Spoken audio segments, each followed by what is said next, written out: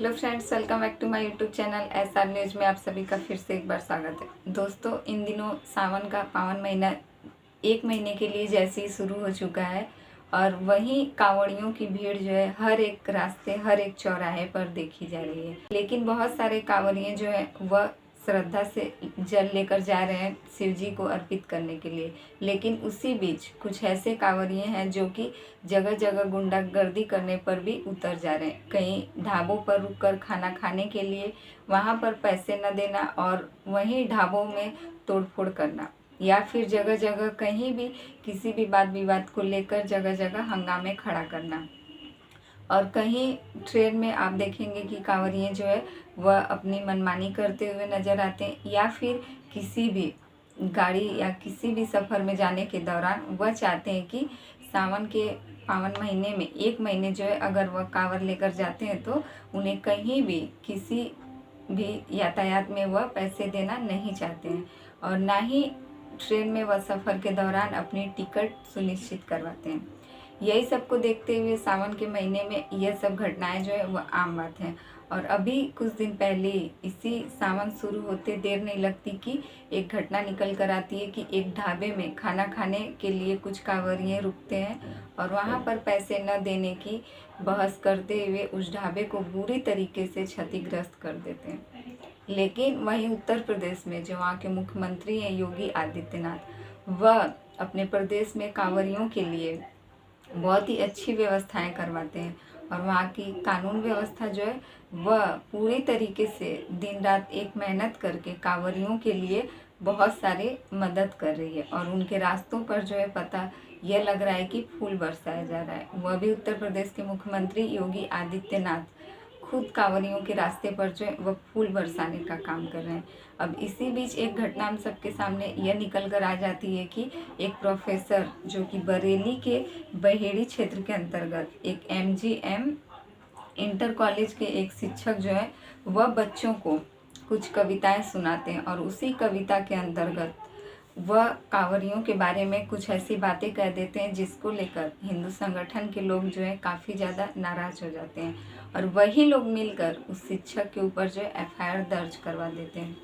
अब ऐसा तो कविता सुनने के बाद आप भी शायद यह फैसला ले लेंगे कि इस कविता में जो है वह कांवड़ियों के लिए ऐसी कोई भी आपत्तिजनक बात नहीं है जिससे कि बात इतनी आगे तक बढ़ सकती थी। दरअसल बरेली के बहेड़ी थाना क्षेत्र के अंतर्गत MGM इंटर कॉलेज के शिक्षक रजनीश गंगवार वह अपने बच्चों को स्कूल प्रांगण में एक कविता सुनाते हैं और वह कविता रहता है कि कांवड़ लेने मत जाना, तुम ज्ञान के दीप जलाना, मानव की सेवा करके सच्चे मानव बन जाना।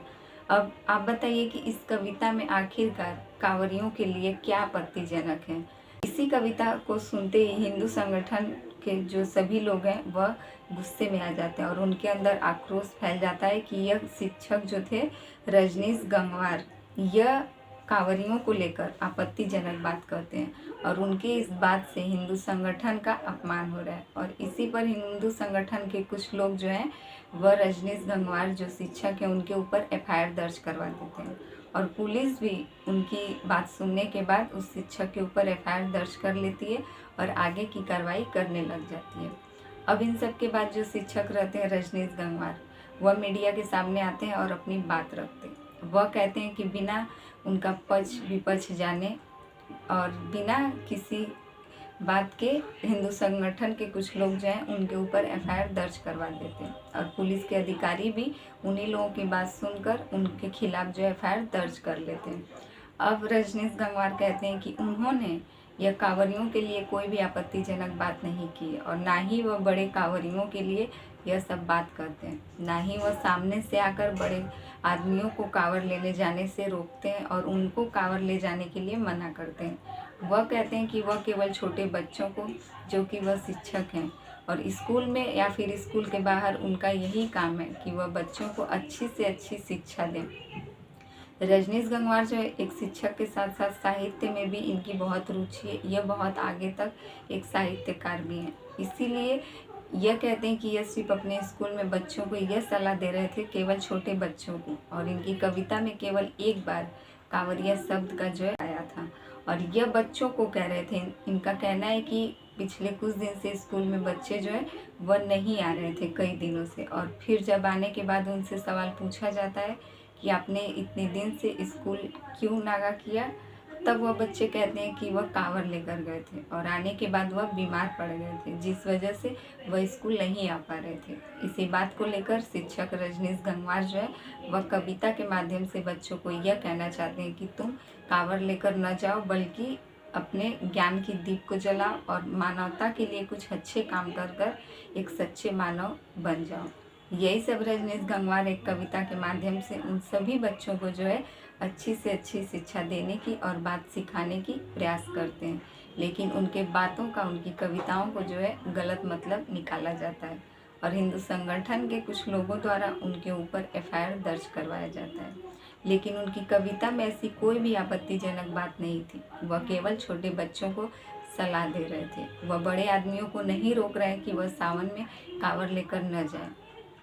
अब इन सब से आपकी क्या राय है? क्या आपको लगता है कि यह शिक्षक की इस कविता में कहीं भी ऐसी कोई भी आपत्तिजनक बात कांवरियों के लिए कही गई है? क्या हिंदू संगठन ने जो कुछ भी किया, क्या उनका यह सब करना ठीक था? कई जगह कांवरिये जो है वह कांवर लेकर तो जाते हैं, लेकिन रास्ते भर जो वह तोड़ फोड़ करते हैं, मारपीट करते हैं, गरीबों से मदद लेने के बाद उनको पैसे देने से मना करते हैं, खाना खाने के बाद पैसे देने से मना करते हैं। क्या आपको लगता है कि वह कांवरिये जो जल लेकर जाते हैं शिव जी को चढ़ाने के लिए, क्या उनकी यात्रा सफल होगी? क्या ऐसा करने से वह लोगों को दुख तकलीफ में पहुंचाकर अगर वह शिव जी के ऊपर जल ढालने जाते हैं तो क्या उनकी पूजा सफल मानी जाएगी?